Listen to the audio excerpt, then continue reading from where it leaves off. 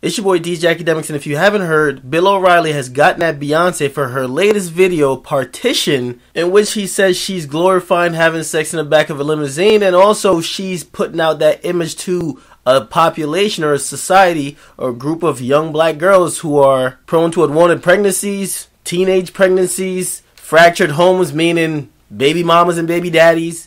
And his point is that since females look up to Beyonce shouldn't use her voice or use her platform to make songs like this or even visuals like this that people could even see or receive. Now I'm here to say to Bill O'Reilly and people that think in that same vein that pretty much don't blame Beyonce, blame the THOTS.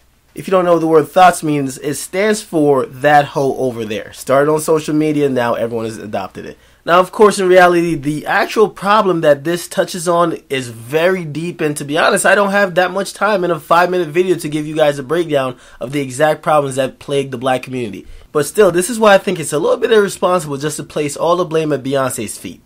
We got THOTS out here that's getting pregnant faster than Ice JJ Fish could upload a cover to YouTube. Now, I'm not going to say I don't get entirely what Bill O'Reilly's saying, because to be honest, a lot of what he's saying is based in truth. I just think it's misguided and it's misplaced just because he doesn't like hip-hop. He doesn't like hip-hop music or he doesn't like urban culture. Now, the whole role model aspect of things. People always want to say the entertainer, especially the music entertainer, is a role model. And now kids are following them and they're trying to imitate their lifestyle. But let's be honest here. If these THOTS in the streets that are getting pregnant at an early age, all these teen moms, all these THOTS out here that's pumping out kids quicker than VH1 could pump out reality shows, if they actually wanted to imitate Beyonce, they'd probably strive to be successful, married, be an entrepreneur, and most of all, not be ratchet. I think, if anything, the people that Bill O'Reilly is talking about show the exact reason why that those people are not imitating Beyonce. If they were imitating Beyonce, I think it would probably be a better situation than we're in now.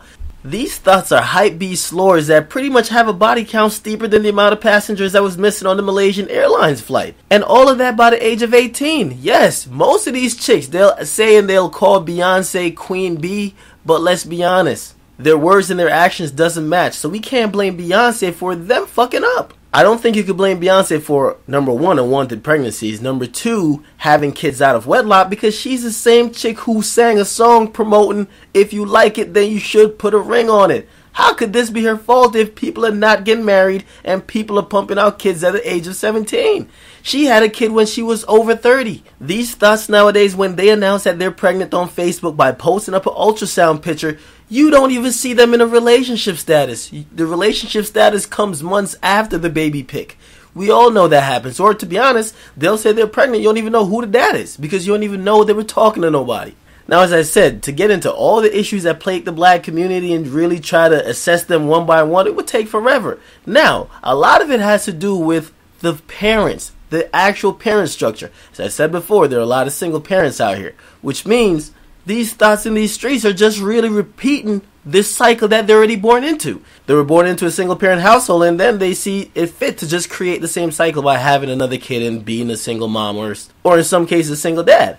However, if you are someone that's looking for somebody to put the blame squarely on, it would be more appropriate to place the blame on the parents rather than the entertainer who they're quote-unquote influenced by, because it's been shown that they're not following the entertainers at all. To be honest, I could probably make a point that they're following their parents more than they're following the entertainers. The cycle of baby mamas and fatherless kids just continue to repeat itself. We got more dudes dressing like their mothers and cross-dressing, aka Young Thug, because they're trying to imitate the behavior of their mother, who's the leader of the household. But not only that, it's kind of also hypocritical to talk about Beyonce making raunchy music without at least addressing those who did it before her or those who did it better or more explicitly than her.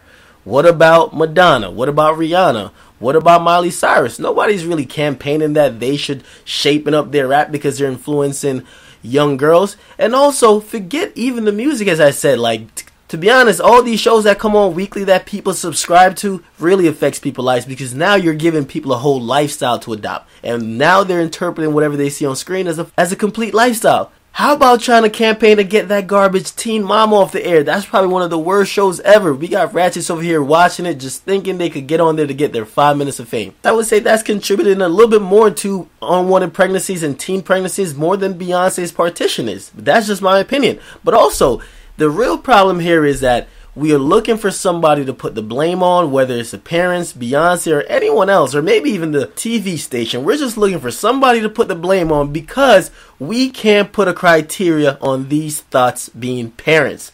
The real problem is that these bitches that keep reproducing when they know they can't even take care of themselves, or they live in the house with their mom and they're only having a kid that the kid could come share a room with them in someone else's house.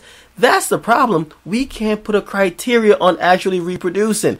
If we could impose criterias and stipulations on who could reproduce, I'm guaranteed we wouldn't have this conversation. Now, music as opposed to movies usually get the brunt of the blame just because music is really, it's everywhere.